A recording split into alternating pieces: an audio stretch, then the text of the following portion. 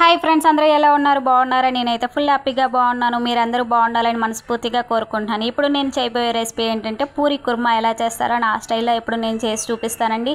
అలాగే హోటల్ స్టైల్లో కూడా ఇంతేనండి, ఇలాగే చేస్తారు. మీకు నచ్చినట్టయితే ఒక చిన్న లైక్ అండ్ సబ్స్క్రైబ్ చేసుకోండి. స్కిప్ చేయకుండా వీడియో ఫుల్గా చూడండి. థ్యాంక్ యూ సో మచ్ అండి. నేను ఇప్పుడు నేను ఏమేమి కావాలో ఇప్పుడు మీకు చెప్తానండి. 2 పచ్చిమిరపకాయలు, కొంచెం అల్లం, కొంచెం క్యారెట్, అలాగే నిలువుగా కట్ చేసుకున్న ఉల్లిపాయ ముక్కలు, నిలువుగా కట్ చేసుకున్న టమాటో ముక్కలు, ఒక 2 టమాటాలు అయితే చాలండి. థ్యాంక్ యూ సో మచ్ అండి. ఇవి నేను ప్యాన్లో ఆయిల్ వేసుకున్నానండి. కొంచెం ఆయిల్ వేసుకుని హీట్ అయ్యేంత వరకు ఉంచి ఆ తర్వాత ఈ 5 ఐటమ్స్ ఒకేసారి నేను వేసుకున్నానండి. ప్యాన్లో వేసుకుని బాగా ఫ్రై చేస్తూ ఉన్నానండి. లైట్ గోల్డెన్ కలర్ వచ్చేంత వరకు అలా ఫ్రై చేస్తూ ఉండాలి. ఎక్కువగా ఉల్లిపాయ ముక్కలు వేగనివ్వకూడదండి. అలాగా లైట్గా వేగితే చాలా బాగుండిద్దండి. ఎందుకంటే క్రిస్పీగా అది ముక్కలు చపాతీ పూరీలోకి తినేటప్పుడు చాలా బాగుండిద్దండి. అంతేనండి, ఏం లేదు. అలాగే నేను కొంచెం కరివేపాకు వేసుకున్నాను, కొంచెం జీలకర్ర వేసుకున్నాను, అలాగే కొంచెం ఆవాలు కూడా వేసుకున్నానండి. మీకు నచ్చినట్టయితే ఈ రెసిపీ కూడా మీ ఇంట్లో ఒకసారి ట్రై చేయండి, చాలా బాగుండిద్దండి. నేను ఆల్రెడీ బంగాళదుంపలు ఉడకబెట్టుకుని ఒక 2 బంగాళదుంపలు ఉడకబెట్టుకుని పక్కన పెట్టుకున్నానండి. అలాగే ఇప్పుడు ఆ బంగాళదుంపలు బాగా మెదిపి మెత్తగా స్మాష్ చేసుకోవాలండి. చేత్తోనైనా లేదా పప్పు గుద్దుతోనైనా మెత్తగా స్మాష్ చేసుకోవాలి. అలాగా మెత్తగా అయ్యేటట్టు చూసుకోవాలి. మీకు ఎప్పుడైనా ఈ స్టైల్లో మీరు ఎప్పుడైనా చేయకపోతే ఒకసారి చేయండి. అలాగే వీడియో అయితే స్కిప్ చేయకండి. మీకు నచ్చినట్టయితే ఒక చిన్న లైక్ అండ్ సబ్స్క్రైబ్ చేయండి ప్లీజ్. Thank you.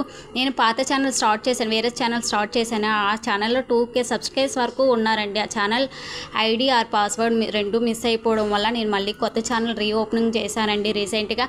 మీకు నచ్చినట్టయితే ప్లీజ్ లైక్ అండ్ సబ్స్క్రైబ్ చేసుకోండి. నా గోల్ మీరు రీచ్ చేయాలండి. నాకు అది నా ఎయిమ్. అలాగే ఇప్పుడు నేను ఆ బంగాళదుంపలు స్మాష్ చేసిన బంగాళదుంపలు అందులో వేసుకున్నానండి.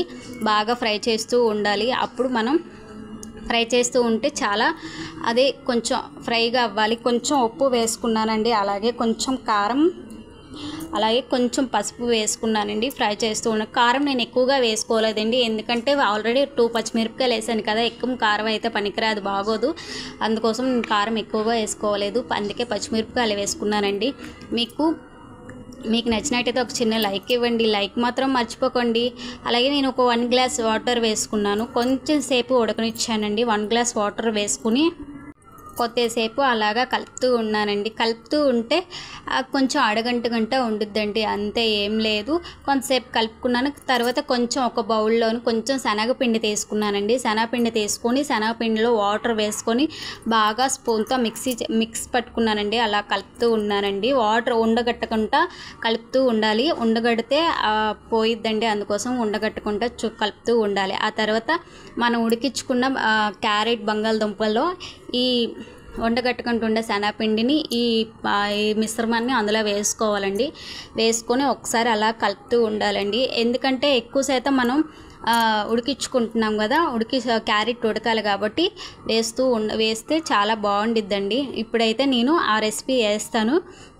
ఐటమ్ నేను వేయలేదు, ఇంకా వేస్తాను. వేసిన తర్వాత మీరు అది ఉండగట్టుకుంటా చూసుకోవాలండి. ఎక్కువగా ఉండగడితే బాగోదు కదా, కలుపుతూ ఉండాలి కొద్దిసేపు. ఆ తర్వాత ఒక 2 మినిట్స్ మళ్ళీ సిమ్లో పెట్టుకొని ఉడికించుకోవాలండి. అప్పుడే బాగుండిద్ది, టేస్టీగా ఎమ్మీగా బాగుండిద్ది. ఇది పూరీలోకి అయితే చాలా టేస్టీగా బాగుండిద్దండి. నేను మా ఇంట్లో రెగ్యులర్గా ఇలాగే చేసుకుంటాను.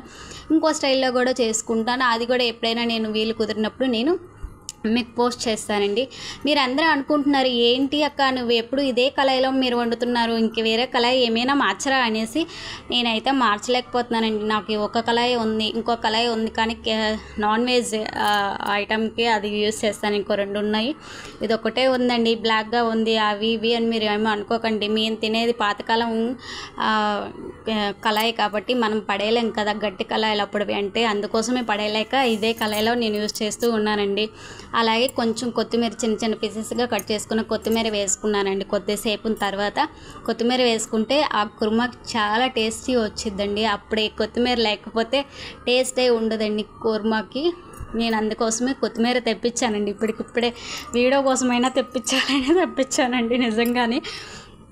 ఆ కళాయి అంటే ఏంటి, పాతకాలం అమ్మమ్మల కాలం నుంచి వస్తుందండి. అందుకే ఆ కళాయిని మనం నేను పడేయలేకపోతున్నానండి. ఏమీ అనుకోవద్దు, ఎప్పుడు ఇదే కళాయిలా చేస్తావా ఏంటా అక్క అనేసి అనుకుంటున్నావు కదా, అలాగేమీ అనుకోవద్దండి.